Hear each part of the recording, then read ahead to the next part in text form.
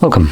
In front of me is the OPPO A98, and today I'll show you how you can capture a screenshot on this phone.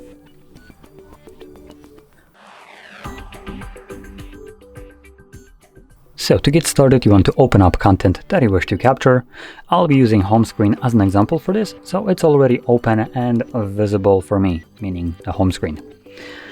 So once that is so for you and whatever you want to capture, all you need to do is hold your power button and volume down at the same time. You'll have the sound along with the pop-up. It also gives you an info that you can capture a screenshot using a 3-finger swipe down. I select got it.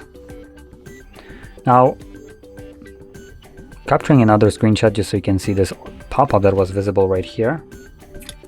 You can see we have a scroll and share option, and after a moment this just kind of disappears.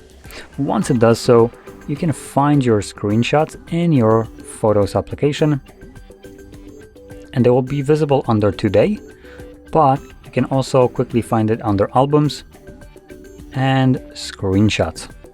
Now here you'll also find screen recordings, but as you can see, screenshots are also in here, and as you can see, those are the 2 screenshots that I have captured on the video.